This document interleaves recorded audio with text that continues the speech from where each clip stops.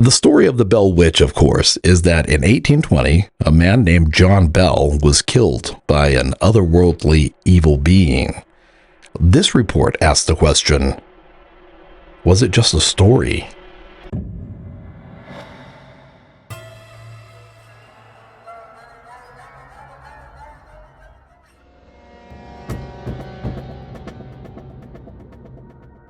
Hello, and welcome to Rope. Some people believe that there is a dark realm with evil entities who are eternally locked in an epic battle against mankind.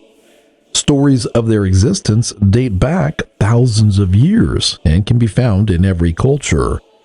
They usually stay in the shadows, but every once in a while, we are reminded that they're there. In 1894, these wood carvings were uncovered at the bottom of a peat bog in Russia's Ural mountain range, and for decades, they were interesting museum pieces. But recently, experts have taken a closer look, and studies now show that they're actually over 12,000 years old, and many experts believe that they are the oldest known depictions of otherworldly evil entities who meddle in human affairs. The 6th century historian Procopius claimed that the Roman Emperor Justinian was actually an evil, otherworldly being who came here in human form to ensure the death of the Western Roman Empire and basically alter the course of humankind. He quoted many people who claimed that they personally saw Justinian transform from his normal human form into an evil, demonic-looking beast. One person claimed that the emperor's face lost all features, such that neither eyebrows nor eyes were in their normal position, and it showed no other distinguishing characteristics at all. Another person said that he stood beside the emperor and saw the emperor's face become like featureless flesh, with neither eyebrows nor eyes in their proper place. There was no resemblance of the emperor whatsoever. Then, after a time, the features of the emperor's face returned. Now, keep in mind, Procopius didn't live hundreds of years after the fact, like many historians do. He was there. As a matter of fact, he was Justinian's principal historian. A desert monk visited Justinian's court. He reported that when he stepped in the throne room, he stopped in shock, claiming that on the throne was the head of demons and not Justinian. Interestingly, history records that during Justinian's reign, there was a strange noxious gas in the air, and the sun, although still shining, didn't seem to give as much heat as it normally did. There were famines that were so bad that nothing like them had ever been recorded before. And of course, one of the worst plagues that the world has ever known, the bubonic plague, broke out right in the middle of Justinian's reign. There were earthquakes and other natural disasters. All in all, it's calculated that as many as 100 million people died during that time. In this video, we're going to consider the possibility that evil entities actually do exist, and occasionally they meddle in human affairs. And we'll do this by sharing the details of a story that's commonly been referred to as the Bell Witch. Now, if you've heard of the Bell Witch story, please stay with us. We're hoping to share a few details that most people haven't heard, because these details, the ones we found, are harder to find. And don't let the name fool you. The story has nothing to do with a witch. The reason behind the legend's name, which dates back to the early 1800s, is that the early settlers considered most anything that baffled them as witchery. Keep in mind that the Bell Witch events reportedly happened only 125 years or so after the Salem witch trials, and that widespread paranoia about unexplainable things and behavior ran rampant. The Bell Witch was the name given to this story in the 1800s, and it has stuck ever since. First, we'll share how John Bell met the entity while he was out working on his farm, and how it slowly made its way into the minds of all of the other family members, and then how it ultimately killed John Bell. And then stay with us for our Fact or Fiction segment. There, I'm going to share how many of the experts debunk the story, and then I'll give my thoughts on that. And then Amy is going to come on, and she's going to share evidence that she found that a United States president just may have visited the Bell family and witnessed some of these unexplainable events. So, this story begins in Robertson County, Tennessee.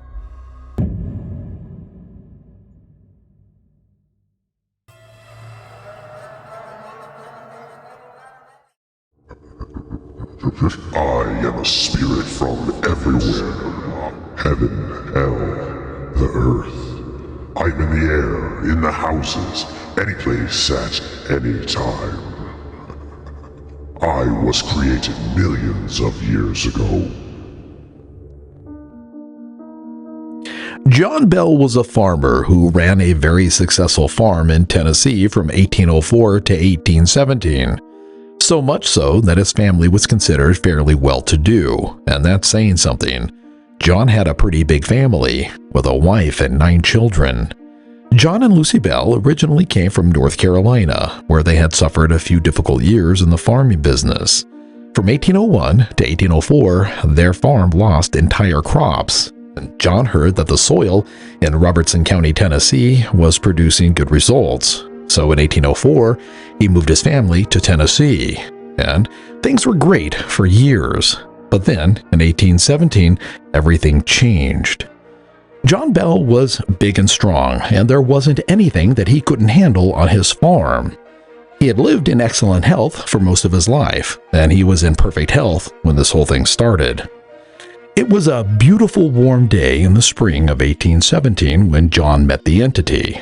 The skies were blue, and there was a perfect breeze in the air. It most certainly was not the type of day that one would expect to meet the devil. But then again, what day would one expect to meet the devil? John was out in his field, inspecting his crops, when he noticed what at first looked like a dog crouching between some rows of corn. It was difficult to make out any details from this distance. There were several stalks of corn in between him and the dog, but he was close enough to be startled by the dog's appearance. It was a big dog, and John had not heard any sounds of anything moving through the corn. Either the dog had been sitting there for quite a while, silently, or it did an excellent job of sneaking up on John. Either way, the thought was very disconcerting. John stopped what he was doing, peered through the corn, and moved closer, trying to figure out what breed of dog this was. And that's the moment that John's concept of reality began to change. The more that he focused on the dog, the more it didn't actually look like a dog. And the strange thing was that the dog's features aren't actually changing. It was more like John was starting to see reality differently, as if something or someone was opening up his mind, allowing him to see things that most of us never do. If he just focused on it superficially, and he didn't try to study it too deeply, he could see that it still looked exactly like a dog. But when he zeroed in on it and really tried to understand it, well, reality shifted, and he could clearly see that it was something else. Something deeper, something intelligent and evil. This strange experience escalated, and John's apprehension intensified when he realized that the beast's gaze somehow contained a silent communication. The dog was staring at John with something in its eyes. Some accounts say that John just shook it off, shot at the dog, and the dog ran away. Other accounts say that he just kept staring at the dog and the dog vanished into thin air. Either way, this strange account just might have been lost into the pages of history if John's son hadn't seen it too.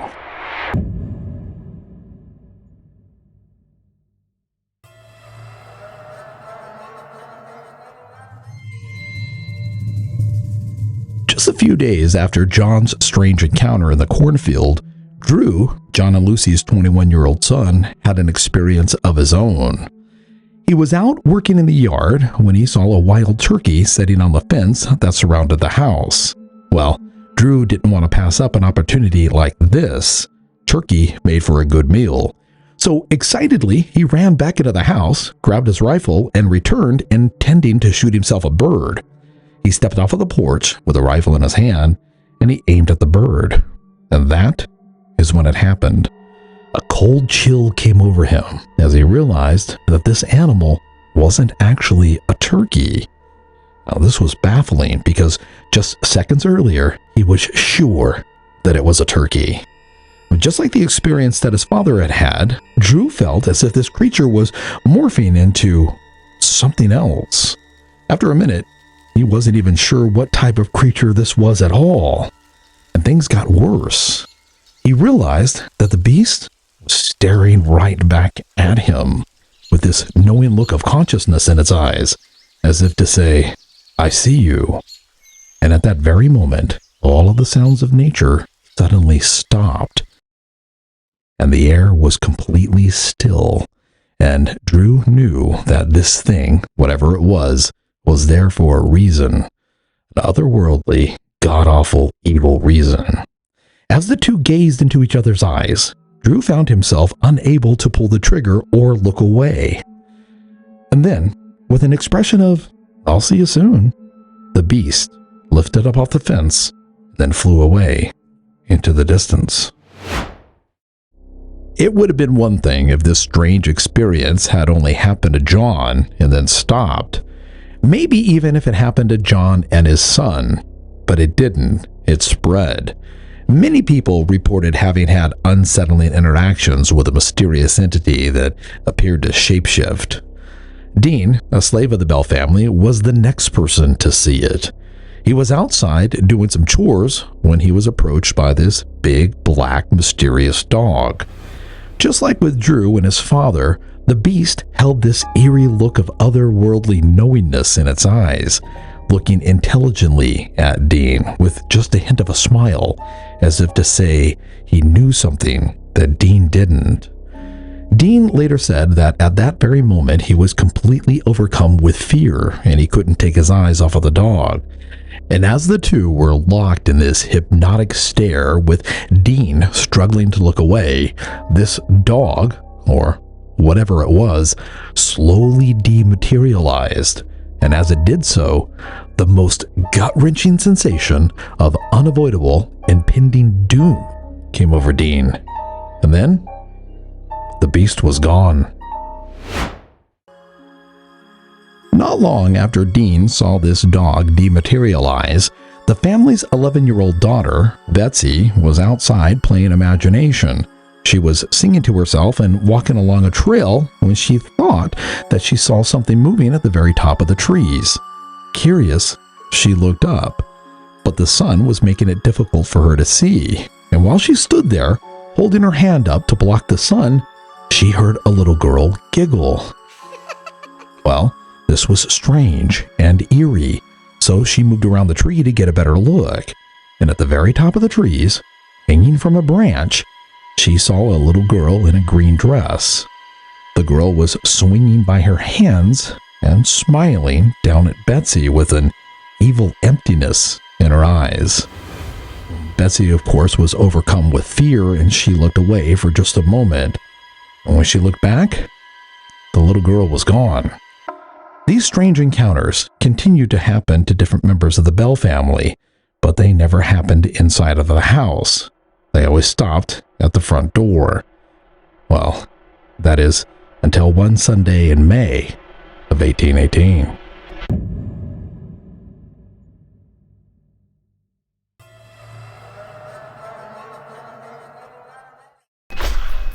It was a pesky little rat that had gotten into the house. At least, that's what everyone thought. And it was gnawing at the floorboards, which was annoying. But soon, the family began to wonder if it truly were a rat. The gnawing only happened at night, and it was overly loud. And the family looked high and low, but they could never find it. Finally, they even tore the place apart, but there wasn't any evidence of it. There were no claw marks, no teeth marks, no rat droppings, nothing. And as the nights went on, the gnawing got louder.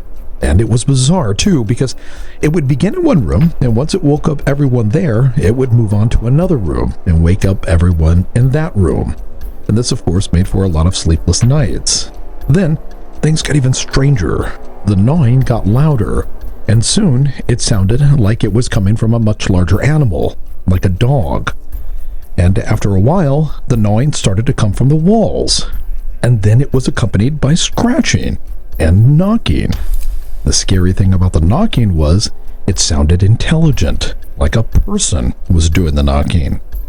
And then, just like how the dog and the turkey had slowly morphed into something else, well, the gnawing, scratching, and knocking did the same thing. If one just listened superficially, it all sounded just like gnawing, scratching, and knocking. But if one listened more carefully and tried to understand it, one could hear that the noises sounded more like teeth gnashing and lip smacking, and eventually voices. And these voices started out as whispers, but they quickly got louder. And even though the family couldn't understand what the voices were saying, it was definitely a language, maybe Latin. Then, one night, things got physical. John and Lucy abruptly woke up to the sounds of their children screaming, and they rushed into their room.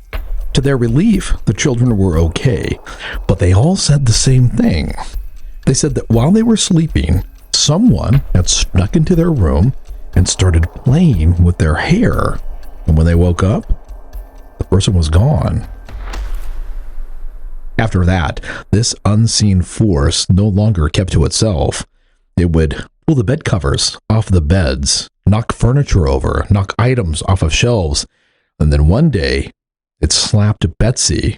Slapped her so hard, it left a handprint. At this point, the family really wanted to move. But John, well, he was more angry than he was scared. They had lived there for over a decade before any of this nonsense had begun, and he was not going to be ran out of his own home. Still, something had to be done.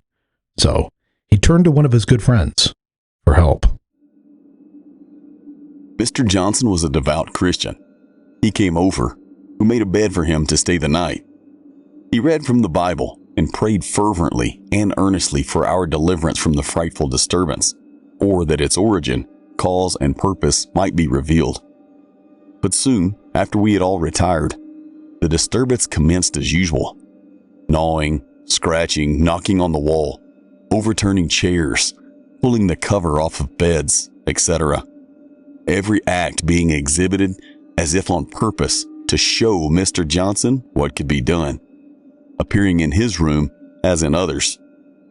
And as soon as someone would light up a room, the troubles would cease in that room and begin in another room. Mr. Johnson listened attentively to all the sounds and capers, and that which appeared like someone sucking air through the teeth. After Mr. Johnson was unable to expel the demon, John turned to others for help, and at one point or another, he invited nearly every devout, God-fearing person into his home to have a go with this evil spirit. And each one had their own terrifying experience. During some of these attempted exorcisms, this voice would answer questions. The main thrust of the questions would always be the same. Who are you? Why are you here? Where did you come from? And the spirit would always answer differently, as if it were just toying with everyone. But then, finally, it gave an answer that everyone felt was correct. And this is terrifying. One night, during a particularly intense session, while several witnesses were in the house, witnesses who later went on record swearing that this actually took place, the spirit said this: I am a spirit from everywhere. Heaven, hell, the earth. I'm in the air, in the houses, any place at any time. I was created millions of years ago. This, of course, gave everyone the most bone-chilling feeling. But in the end, after all was said and done, none of the seances, exorcisms, or attempt to remove this spirit in any other way worked. And perhaps because John was so stubborn, so adamant that he wasn't going to bow down to this evil spirit, it eventually relented its attacks on everyone else and then just focused solely on John.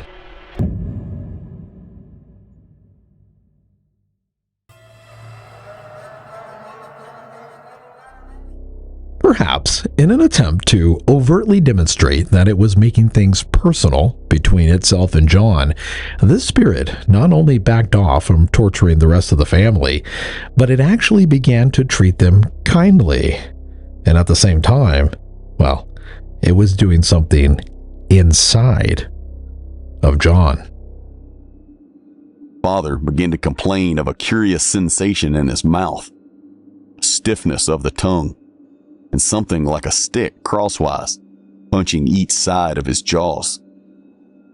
This sensation did not last long, did not recur very often, or cause pain, and therefore it gave him but little concern. But as the phenomena developed, this affliction increased. His tongue was swelling from the sides and pressing against his jaws, so that he could neither talk nor eat for 10 to 15 hours at a time.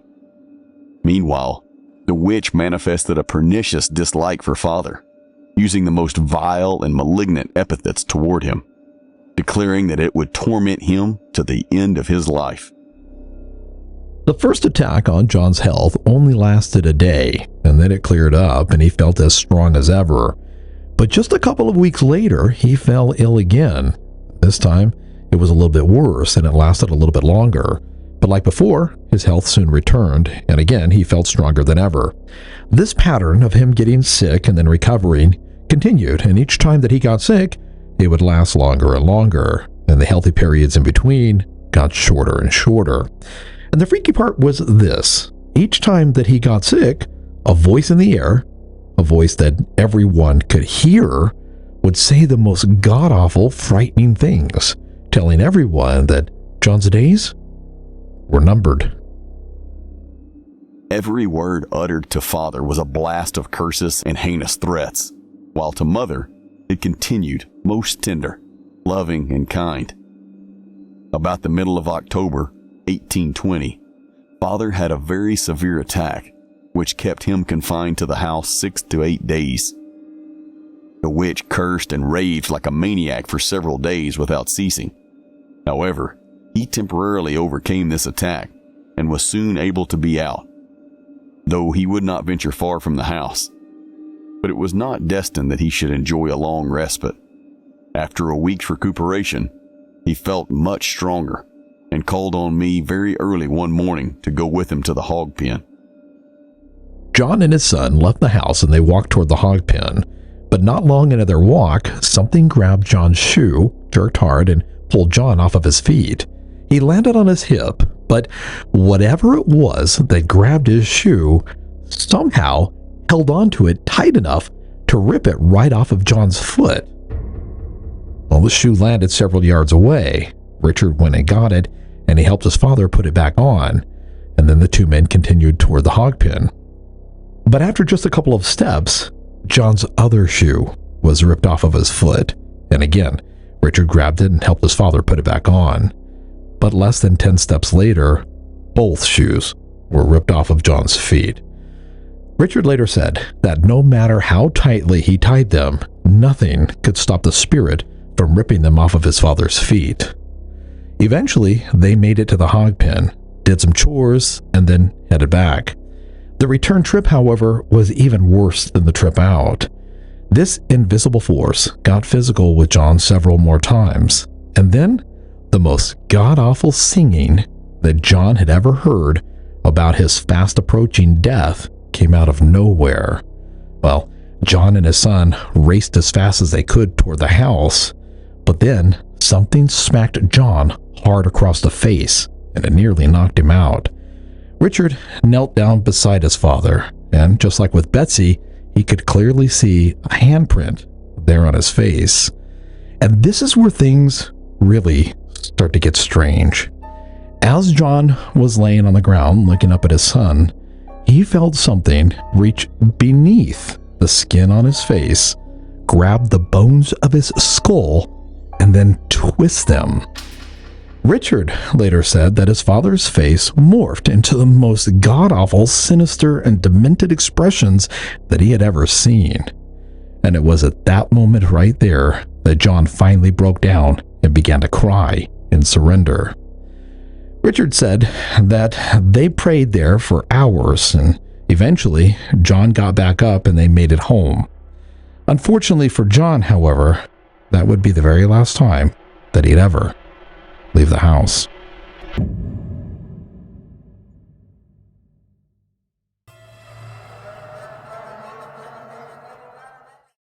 Over the next few weeks, John spent most of his time in bed as his health rapidly declined, and every second that he was awake, something would torment him in every way imaginable.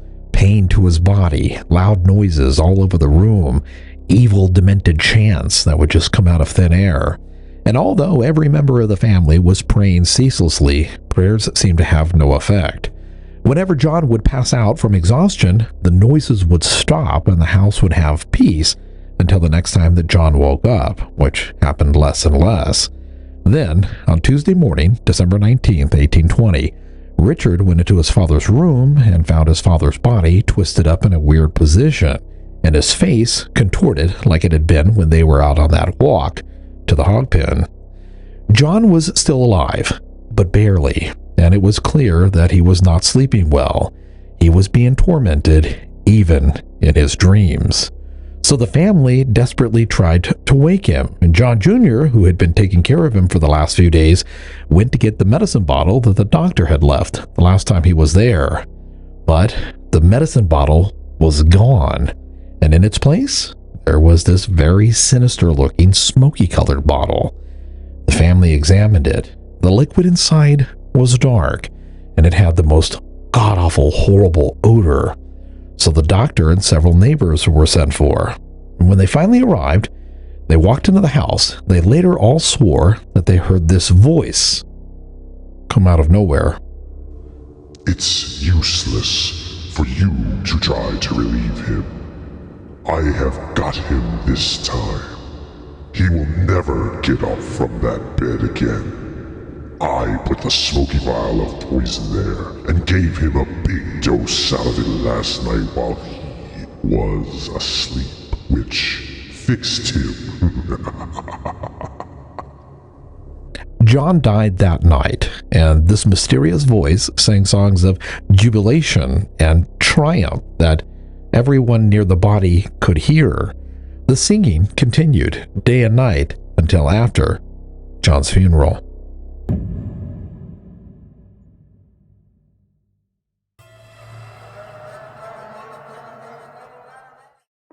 So, what are we to make of the Bell Witch? Well, first, let me say that I personally have a difficult time with some of the information in this story.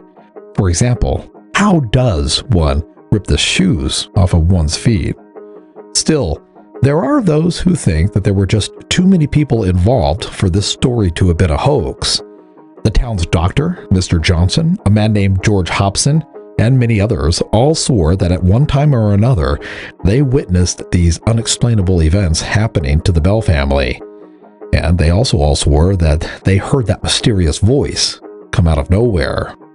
But most researchers believe that the story was just one big work of fiction. A newspaperman by the name of Martin Van Buren Ingram, who was down on his luck, and some people say was on the hustle for a great story, wrote a book called An Authenticated History of the Bell Witch of Tennessee.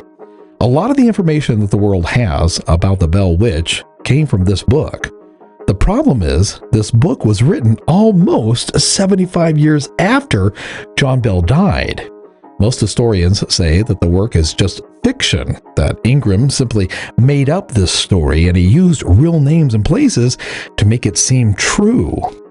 Interestingly, Amy found additional evidence that didn't come from Ingram's book. So, you were going to talk about how a president might just have visited the Bell home, is that right? Right. Well, a lot of people think that this Bell Witch story is just a fabrication by Ingram, but there's some evidence to contradict that. Like in 2015, the Travel Channel interviewed a man who found a letter from his great-great-great-great-grandfather that mentioned the Bell Witch. Oh, wow. Yeah. So that didn't come from Ingram. No, that didn't. And then there's a manuscript out there, apparently, that says Andrew Jackson visited the Bell home. I'm excited to hear this. Yeah. So before he was president, it said that the three Bell brothers were soldiers under Jackson. So he found out, there were stories about this Bell Witch, and he grabbed an entourage of men and decided to go check it out. Well, as they got there, the wagon got completely stuck. Wouldn't move. It wasn't the wheel, wasn't the horse, nothing. They hear this voice out of the air say, I'll unstuck that wagon and I'll see you tonight. Oh, wow. The wagon starts to move.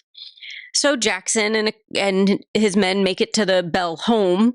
He and a couple of his guys go in, and he's asking John and Lucy to tell him about what has been happening. And as the night goes on, Jackson starts telling war stories. Wow. Yeah. And a soldier with him gets a little impatient, says, we haven't seen anything, and starts taunting the Bell Witch. Wow. Pulls out a pistol and says, I've got a silver bullet in here, says you won't show yourself. Wow. Well, that didn't end well for this soldier. Right? What happened? Well, he was pummeled, kicked. He said he felt like he was being pricked with needles. Right there in front of everyone? In front of everybody. He's yelling, hollering like somebody is beating him up. Right after he threatens this thing, this entity. Right after he's mocking. And he gets literally kicked out the door by the witch. Does he live? Yeah, he lives, but I guess the soldiers, including that guy, are like, we got to go. Let's go. Wow. Jackson's like, nope, we're staying. Wow. And it said that Jackson actually coined the phrase the Bell Witch after that experience. Wow. Yeah. That's cool. So where we got the name, the Bell Witch, might have come from Andrew Jackson. So Might have. This happened? Do you have evidence of this? All right. So there's where things get tricky. And my researcher senses go into overdrive. Okay. So we can't find actual original evidence. Okay. Right? There are things written in books, but we can't find the actual manuscript by Richard Williams Bell, probably in the a trunk in somebody's attic somewhere. Can you imagine finding that? Yeah, researcher's dream come true. So, but I will tell you this. We have found, I say we like I did it, but recently it was discovered there was a journal by a man named Captain John R. Bell. No relation. Okay. Okay. And in it, he mentions the Bell Witch, and he wrote that in 1820. What is it again? It's a journal written by a military man, right? A captain. So what does he say about the Bell Witch? He says that there are tales of a girl that is haunted. He mentions voices in the air. He mentions the area of Tennessee that this happening. At around the same time. And at around the same time. And he also mentions thousands of people went to visit this home to hear these voices. It sounds like the Bell Witch to me. Well, thousands of people though. What? That's crazy. So that's wow. So I got to ask you, like I always do. Mm-hmm. What do you think? Do you think the Bell Witch actually? Do you think that happened? Wow. I'm on the fence, but I do lean more towards something happened. Really? Yeah. Okay. So I do think that the John Bell was getting old. Maybe he was getting ill. But there's something, right? To have that many people say something happened that they visited, or their great grandfather visited the Bells and something was going on. They heard it. It makes me think there was something going on. It didn't just come out of nowhere, is what you're saying. Right. The whole story. I don't think it came out of nowhere. Ingram, no. I don't think Ingram just made this whole thing up. Especially with this new bit of information, evidence that you found. Right. So there were stories about it 12 years before he was even born that we have you evidence. definitely think that something happened. Something happened. Okay. Well, again, thank you. You're welcome. So, did Amy's interview make you think differently about the Bell Witch? You know, this story reminds me of the Estefania Lazaro case. Estefania was a young lady who brought a spirit board to school one day to help a friend contact a lost love. In the process, she seemingly got possessed by an evil spirit, and not long after, she died. After that, the entire family, just like the Bell family, experienced an evil, otherworldly presence in their house. They too heard knocking and scratching on the walls and saw objects move all on their own. But unlike with the Bell family, this case is fairly recent, happening in the 1990s. We did a complete report on it, and if you'd like to see it, it's here. Thank you guys so much for watching our report. And watch again next week. She giggles too much. I know, I'm sorry. Nervous. I know you're not nervous. Oh, yeah. Every time we do this, I get nervous. Yeah, I love you. I love you too. Don't put that in there. I'm going to.